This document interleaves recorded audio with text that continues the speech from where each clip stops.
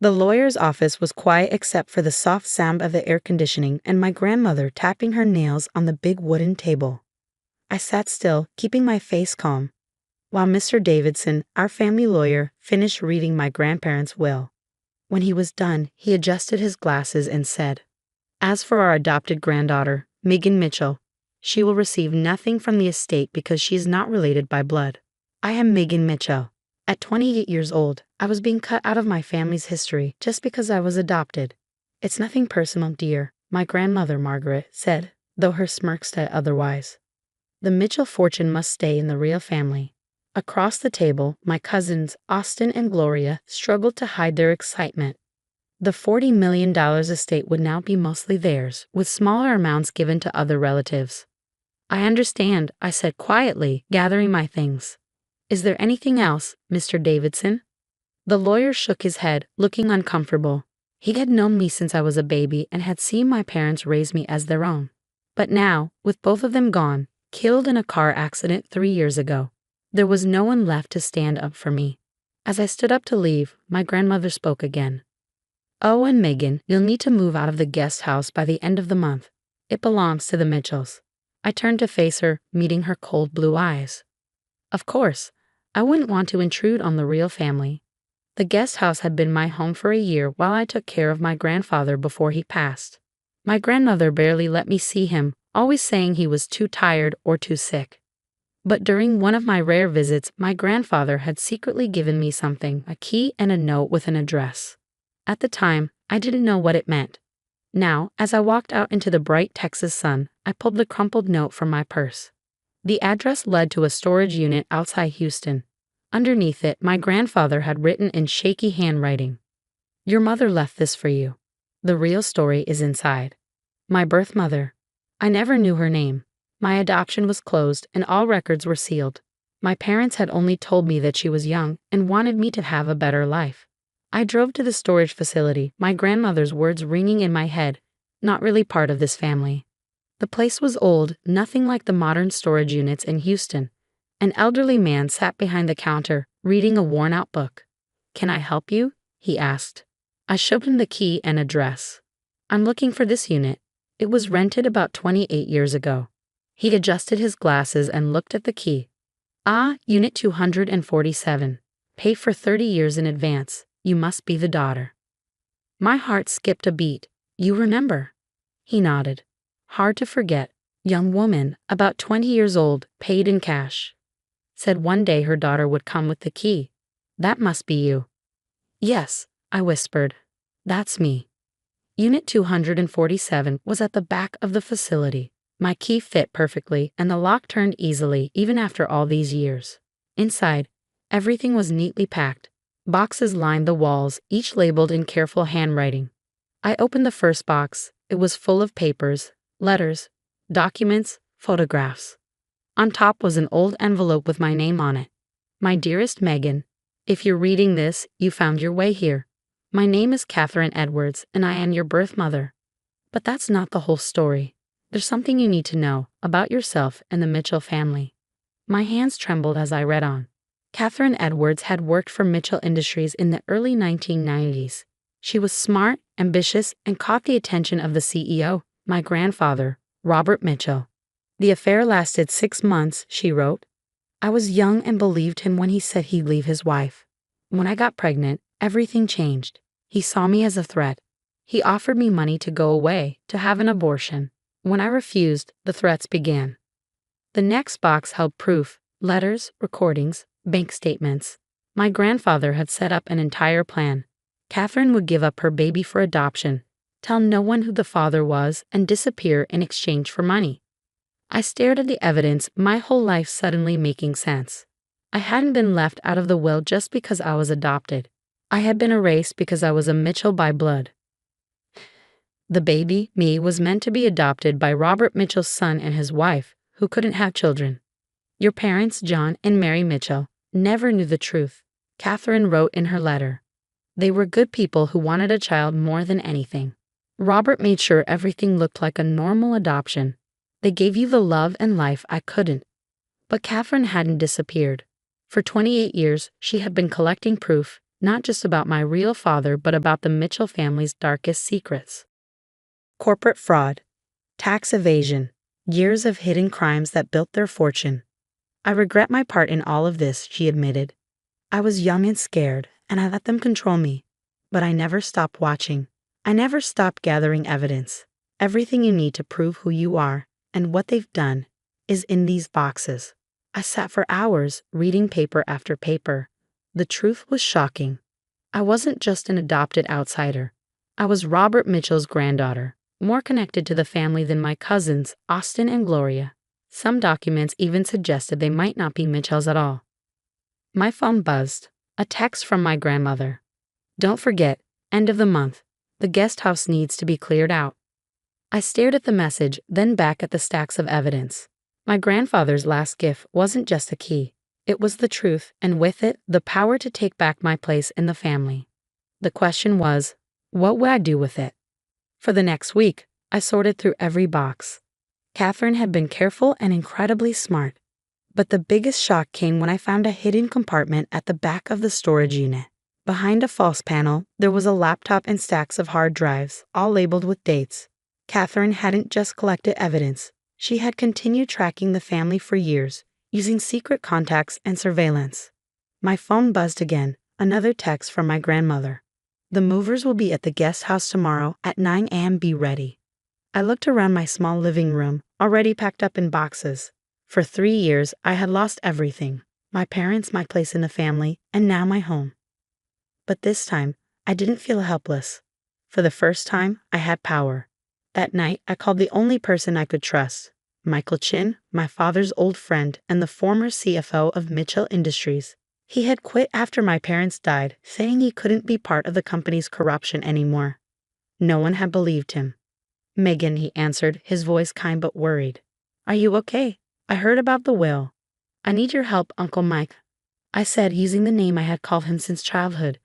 Can we meet somewhere private? An hour later, I arrived at his house. His wife, Natalie, saw my face and didn't ask any questions. She just nodded and went to make tea. I spread the most important documents on Michael's dining table. As he read through them, his eyes widened. My God, he whispered. I knew they were hiding something, but this, he looked up at me. Do you understand what you have here? I nodded. Enough to destroy them. But I need your help to make sure it's solid before I take action. He picked up one of the hard drives. These financial records, they prove what I suspected when I quit. They've been stealing from the company's pension fund. If this falls apart, thousands of employees could lose everything.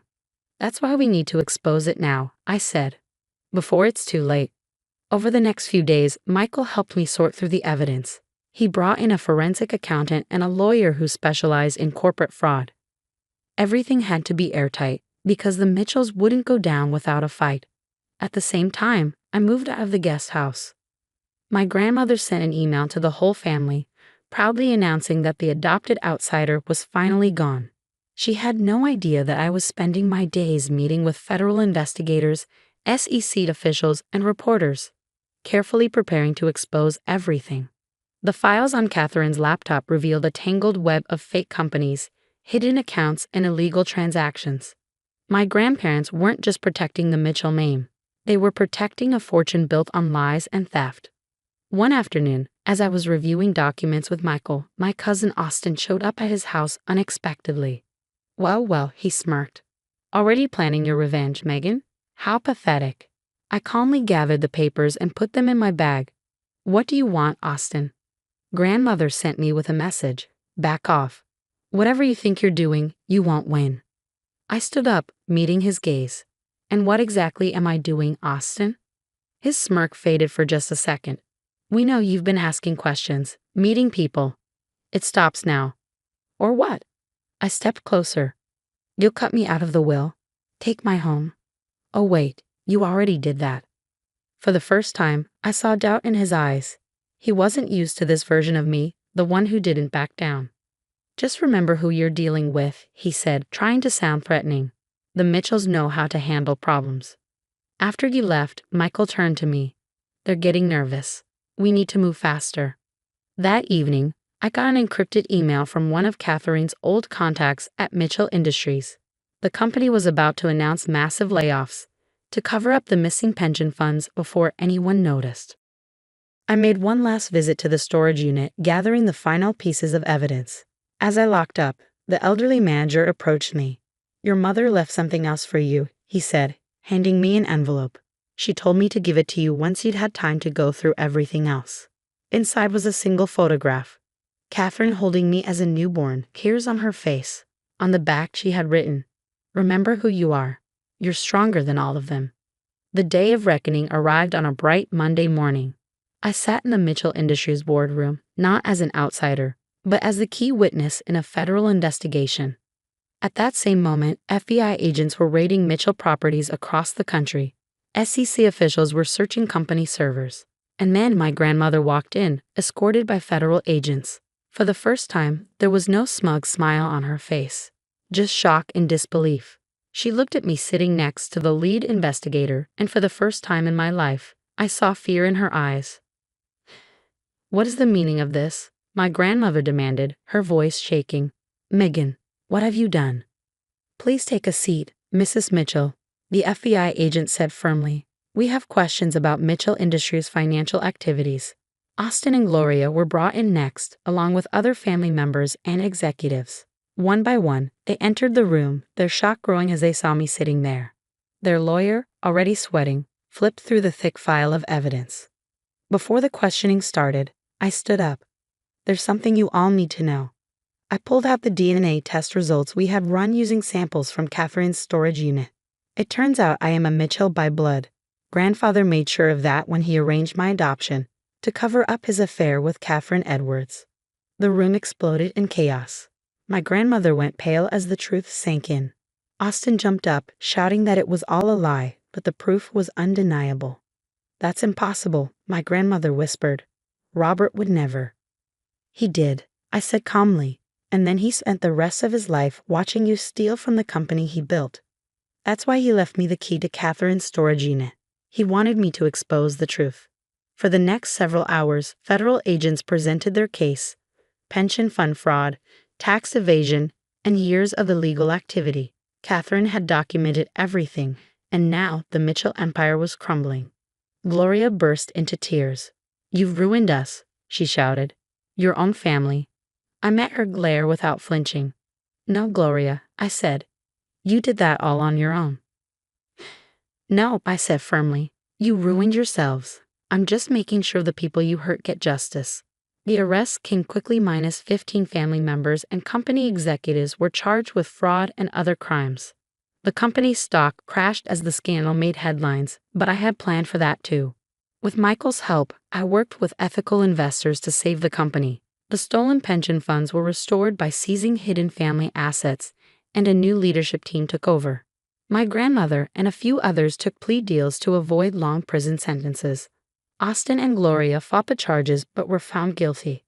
The powerful Mitchell empire, built on greed and lies, collapsed in weeks. As for me, the court ruled that, as Robert Mitchell's biological granddaughter and the person who exposed the fraud, I was entitled to a large share of the recovered money. But I didn't want it. Instead, I created a foundation to support the employees who had lost so much. A year later, I stood in the lobby of what was once Mitchell Industries, now called Phoenix Technologies, watching employees walk in. The company had survived and was now thriving under honest leadership. "Your mother would be proud," Michael said, standing beside me. "She spent years gathering evidence, hoping someone would finally reveal the truth." "Have you heard from her?" I asked. We had searched for Catherine after everything came out, but she had vanished. "No, but her lawyer sent this." He handed me an envelope.